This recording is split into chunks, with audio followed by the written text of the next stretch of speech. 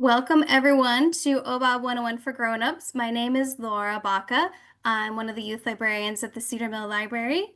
I'm the OBOB point person for our libraries for Cedar Mill and Bethany. I do read all the grade 3 to 5 books every year, and I'm on the title selection committee. This will be my second year for the books for grades 6 to 8, so I know a bit about that. I am a parent. My son is 21 now, but he did do OBOB a little bit in late elementary school and in middle school. And Julie, do you want to introduce yourself as well? Of course, good evening, everyone. My name is Julie Handyside, and I am the Early Childhood Outreach Librarian for Bethany and Cedar Mill Community Libraries. I've been involved with OBOB programming for 8 years now. And 3 of those years, I was a question writer at the state level and a timekeeper at the state level as well. I appreciate you doing this with me. Of All right, course. we'll give you kind of an overview of the things we know about OBOB, including practice expectations, team meeting ideas, where to find questions, how to write your own questions for practicing, how battles work, and some resources that we have for you. So history, it feels like OBOB has been with us forever and ever, but it hasn't. There have been different programs that are like it all around the country for a long time, but that includes in Oregon. But OBOB as it is, the committee first met in 2006, and the first competition was in the 2007-2008 school year, and high school was not actually added until 2009-10. A lot of the schools in our area, including Beaverton School District, participate pretty heavily. Um, for example, Bethany Elementary near us has been to state a couple of times. I believe they won in 2024. Valley Catholic Elementary won state for the grades 3 to 5 in 2025. Bonnie Slope, Oak Hill. So a lot of schools near us have been pretty competitive about it and do really well. What is it? Oregon Battle of the Books, it's an optional extracurricular program, so not everyone has to do it.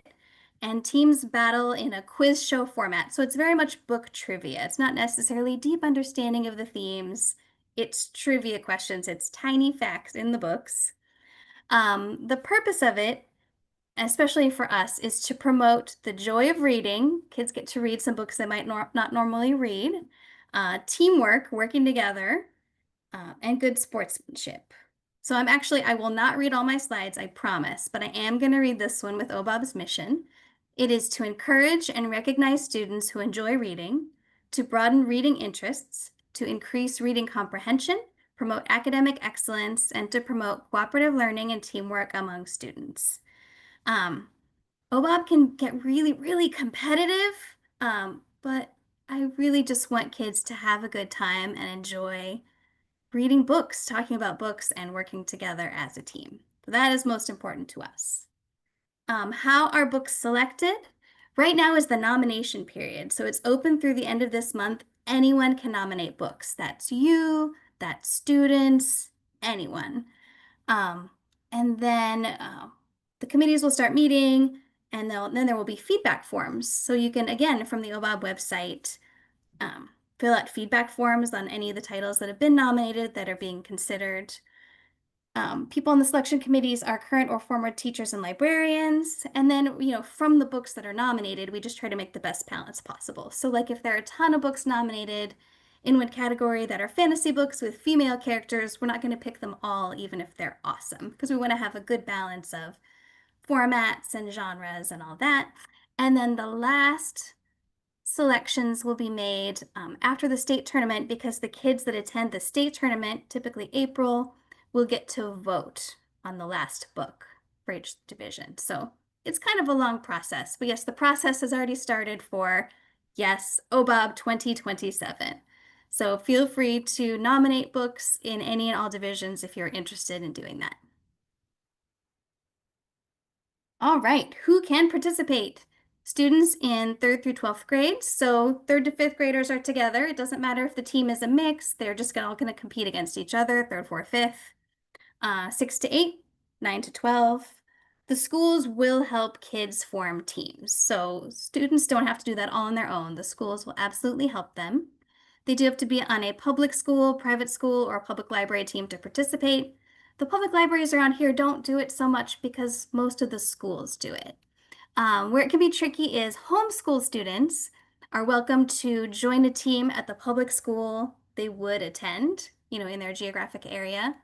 Online school is tricky because an online school could choose to have a team, but they would have to commit to attending regionals in a certain part of the state. And that's not how all the online schools work.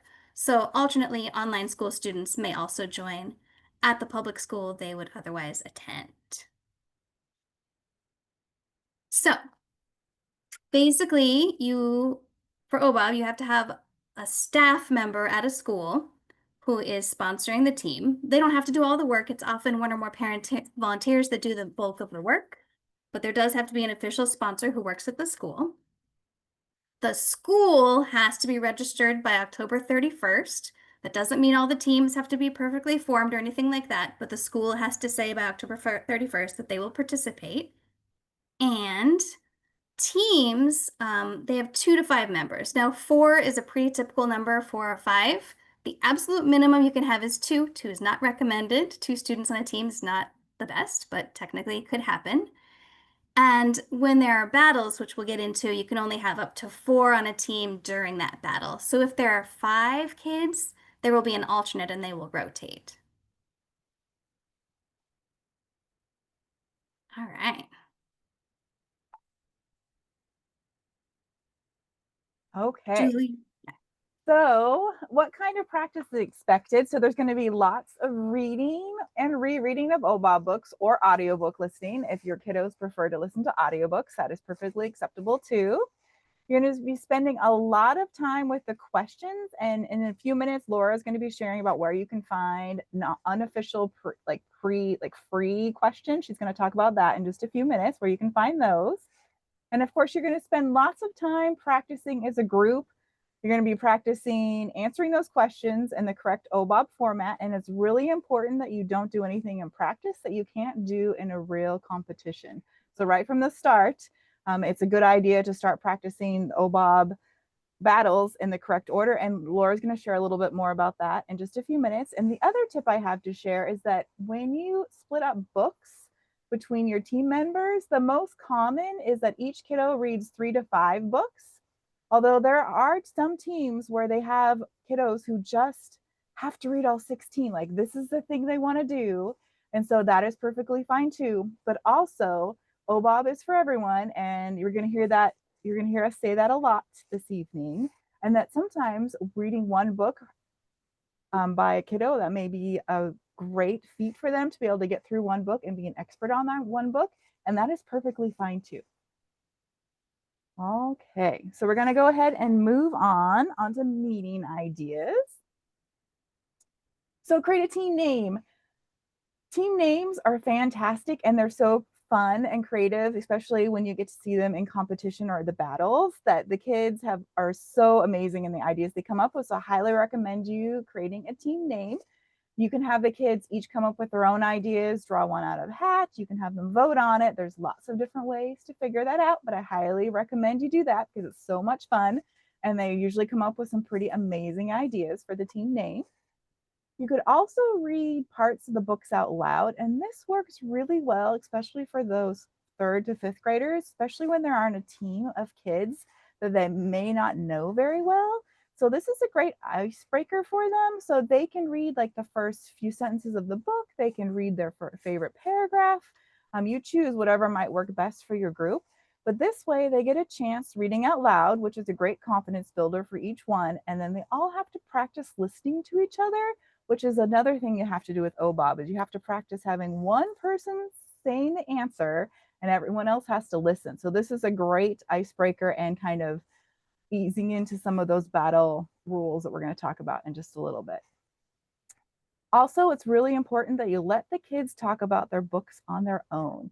So at Bethany Library, they used to have an OBOB team that would meet every single week, and I absolutely loved what they did. So they had the kiddos would sit at one table, and then the grown-ups would sit close by as well. And the grown-ups would just be talking or, doing things, whatever they needed to do. And then they just let the kids talk about the books. And the kids could share on their own own free will, like what they loved about the book, what they hated about the book, if they wanted to read every single book in the series, if they were never going to read a book by this author again. They couldn't believe that this thing happened in the book. You can imagine I had so much fun listening to these kiddos share their opinions to each other about this book. And it's a great skill for them to learn in addition to the OBOB competition skills, but they also get to form their own opinions, share their own ideas, and talk about some really amazing good books. And of course, have fun. We're going to say this all evening long. It's really important that the kids have a lot of fun with this. What? Winning's not the only important thing? No, I can't believe having you're fun saying is. this. All right. As kids start to get through some of the books, there are several places you can find practice questions. One is on our website, and I'm going to show that, library.cedarmill.org. And there are a few different ways you can navigate to it. But our OBOB page does already have 4 sets of unofficial practice questions. These are not the questions that will be used in competition. It's got where you can place holds on the books as well, some frequently asked questions. Pretty soon we'll have links there for some of our programs. I will add more practice questions, and then after our programs, I will have even more. Another great resource is Lake Oswego Library. They've been putting out a lot of questions, so you can look through theirs as well. Again, all age divisions. We only have 3rd to 5th so far. We will have 6th to 8th. Yeah, that's what they have, 3rd to 5th and 6th to 8th. This is an interesting one that I just found out about this year. It's called obob.dog. And basically, I believe it's a parent from Glencoe who's put this together, and they've compiled questions from lots of different sources. So including our website, I think individuals can submit questions too. So you can choose your year and you can choose your division. So if I say elementary, and then you can say, you know, I want to play by myself or play as a team. And then you can say, oh, I've read this book and this book and this book, and you know what kind of questions you want, and it will give you some examples. Now, full disclaimer, I have found some grammar mistakes. These are absolutely not perfect. They're not guaranteed, but it is a pretty fun way for kids to practice. Typically, Beaverton, Newburgh libraries, sometimes Hillsborough will have questions, but usually closer to the end of the year or early 2026. All And right. So Judy, yeah. yes. So in addition to finding free questions, you can also write your own. And so on the OBOB website, they have a handbook that has all kinds of great information, and they have more details about writing your own questions. But tonight I'll just share with you some tips for writing that, for either you writing questions for your kiddos or actually having your kiddos write the questions, which is a great thing for them to do, especially for those kids who learn by actually writing something out. If they have that learning style, this is a great way for them to learn too more about their book, and also for you to get more questions to ask them during battles. So with questions, there are a very specific format. So every question is not going to have more than 20 words. If your question has 21 words, you have to rewrite the question until it has 20 words or less. You aren't going to want to use keywords from the title because that makes it, of course, too easy to answer the actual question. We also prefer that you avoid indicating the gender of a character because that also makes it a little bit too easy to actually answer a question. And questions are usually or typically written in present tense. So there are 2 types of questions. There are in which book questions and there are content questions. An example of an in which book question is on your screen there. So this is from this year. So in which book is there a 6-toed cat? And our answer is there. It's written in the correct format. The Lost Library by Rebecca Stead and Wendy Mass is the answer. It's on page 13. And if you do write your own questions, I highly recommend that you write down the page number where those answers are found. It will save you so much time in the future when you need to prove that that was the correct answer. You can just go to it right away and find it so much easier than having to flip through pages back and forth again.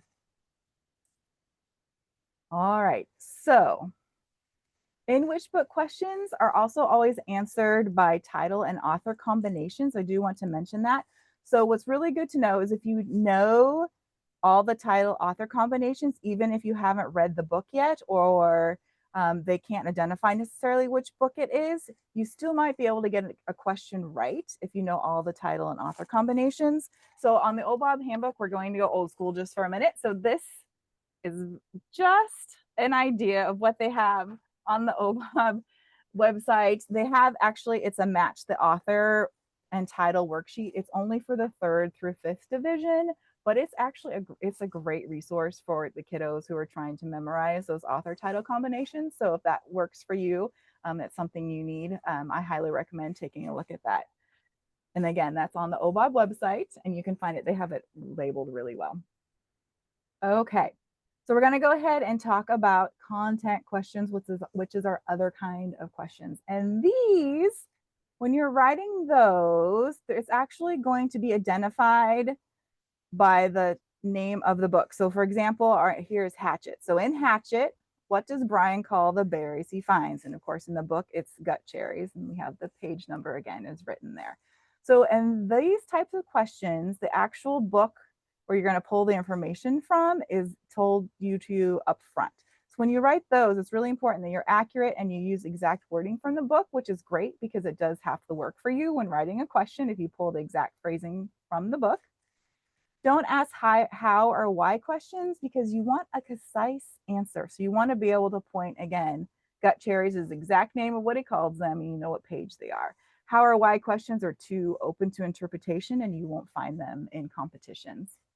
You also, there's this phrase they recommend when you want them to name a specific character, and the phrases are either what is the name of or name the character who, which very clearly tells them that they are looking for a specific name within a specific book, which are great clues for them when they're trying to answer questions. There's also another example of another question on the bottom there. It's called In the Tale of Emily Winsnap, how old is Shona Skinflint? And of course, her answer is 12. So again, that answer is very concise. We know exactly what page it can be found on. That's the example, a great example of the very specific types of questions you're going to be finding on any type of battle. All right. Everybody doing okay? I see a question. It says, will you be able to share these slides later, Laura? Are we going to be doing that? Yes. Yeah, we'll put them on the Perfect. website certainly within a couple of weeks. Perfect. Yeah. Perfect. Okay. So I'm just going to mention 2-part questions. It's just a good thing to know. Again, the handbook's going to have lots more details and more information about 2-part questions. It's just something that you should know about. They are very rare, so you won't see them very often.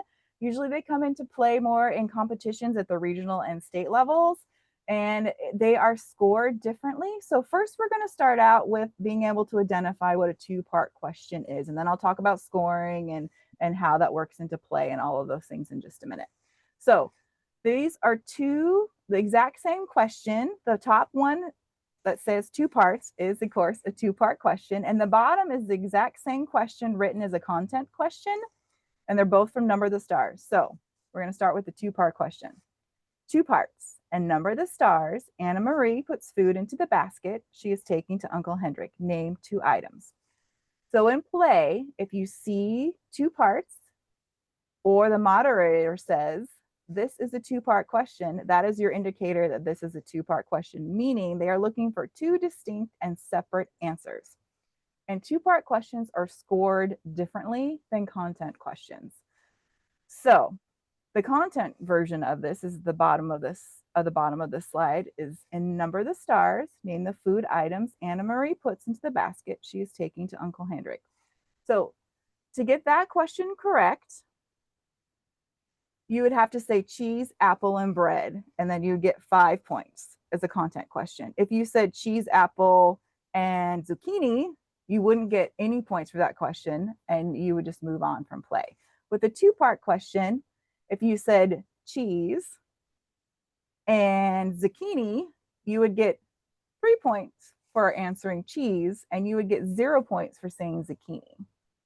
So this is important to know is because it's a chance for the other team to steal.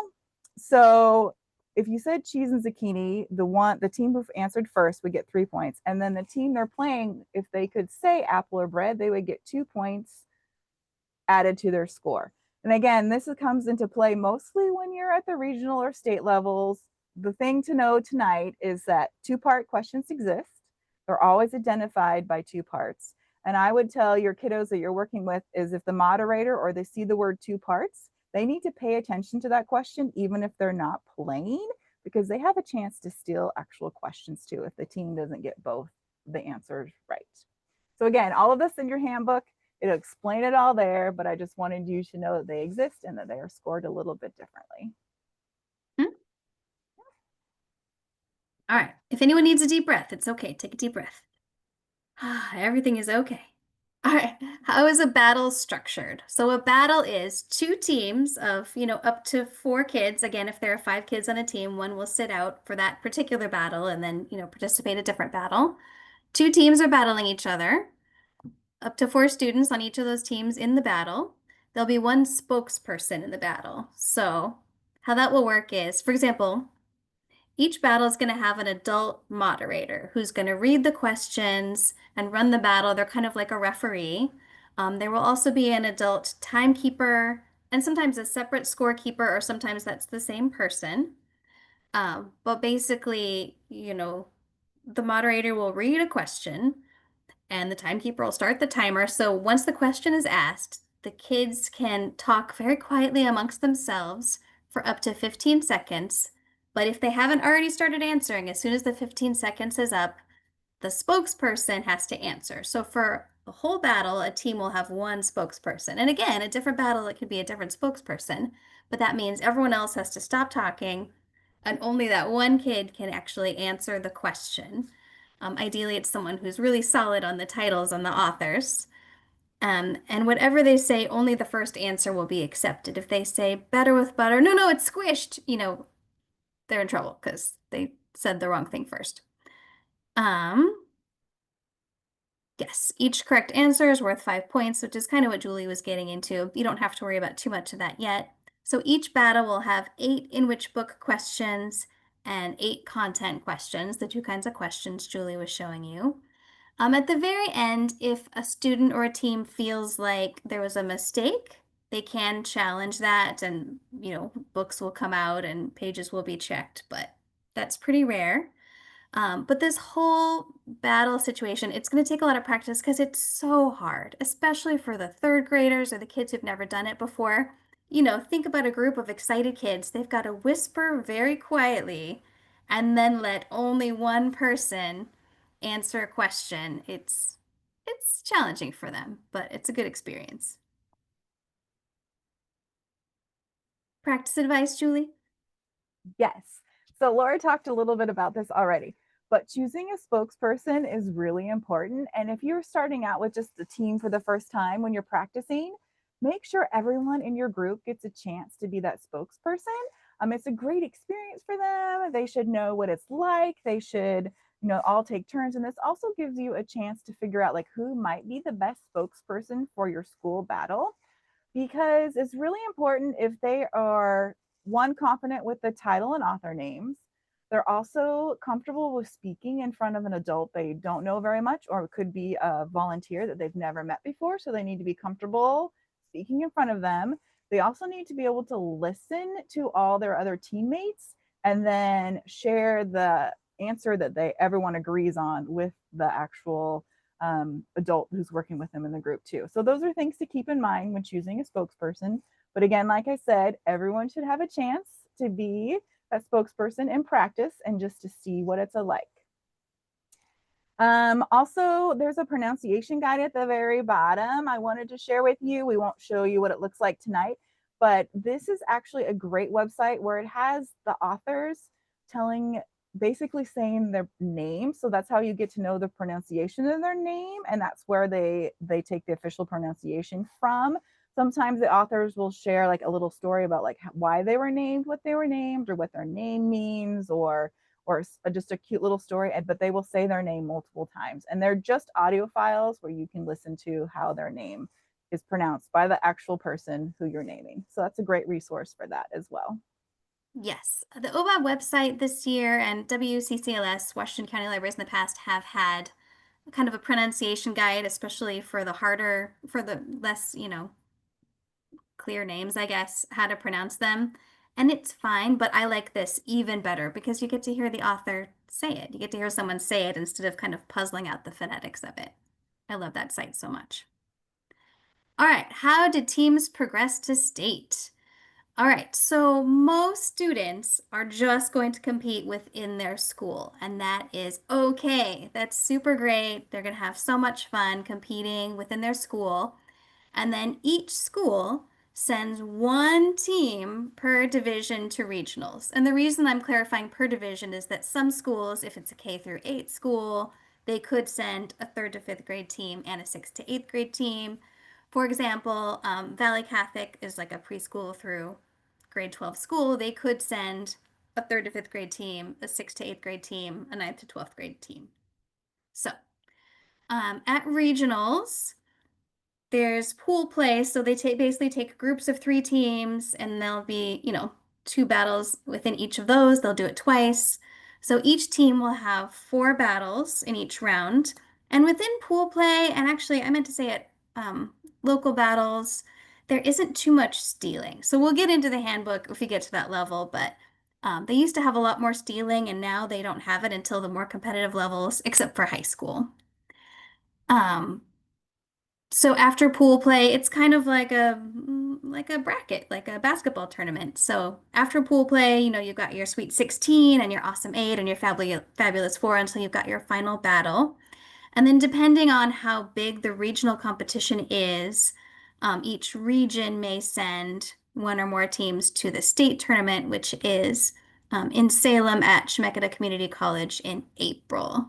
And I should say regionals start late February, early March, somewhere in there. So the school competitions will happen January, February, kind of in there.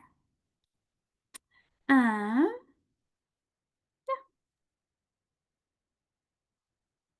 Kind of the basics of it.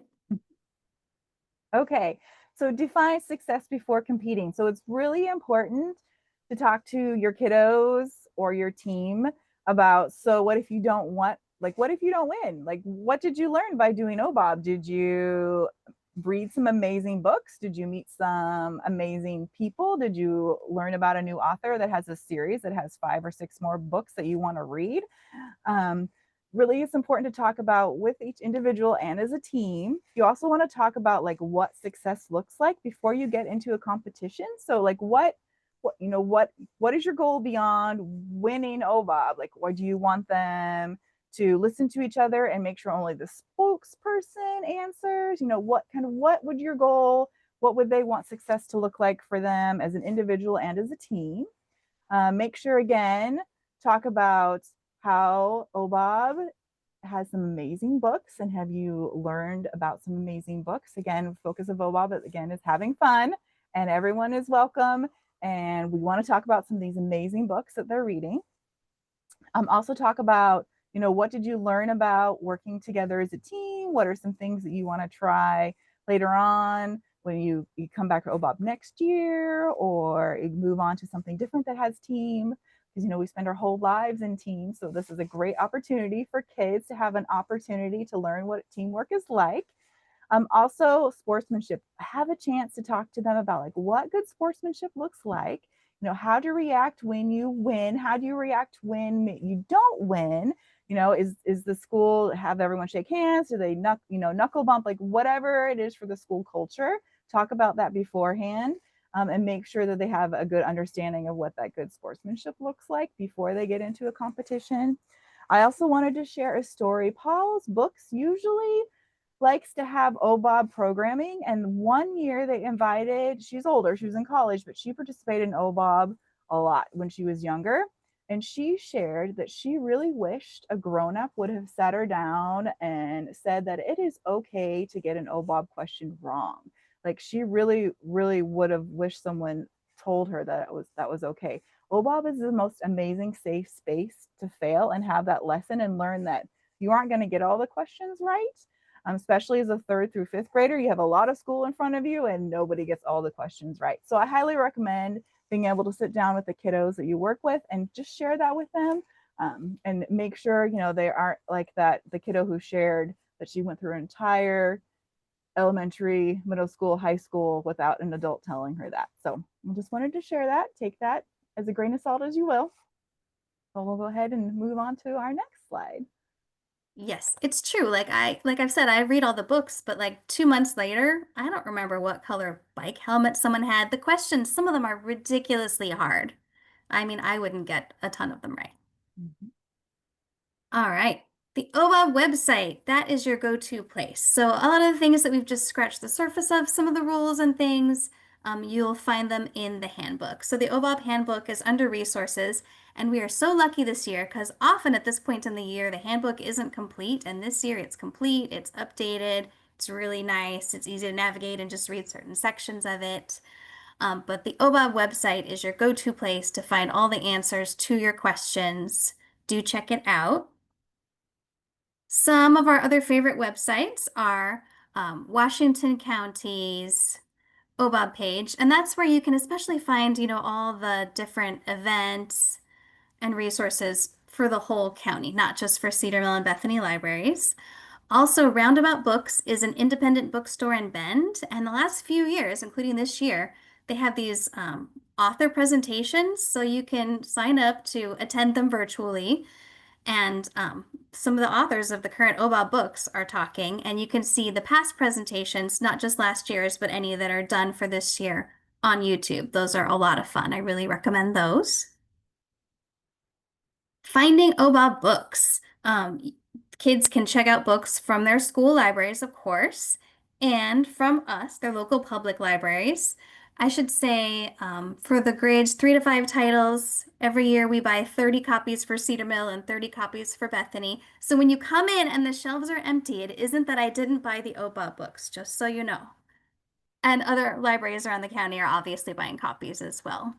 You can get physical audiobooks on playaways. They're kind of like an inclusive device that you just need a battery and headphones to listen to them, or CDs if you still have a CD player. The ones that were available on CD I did buy. Um, Ebooks and downloadable audiobooks from Libby, and Washington County has been really great last year and this year about buying a lot of copies. So they're very short or no waiting on the digital versions of these ebooks and audiobooks. That's been really great.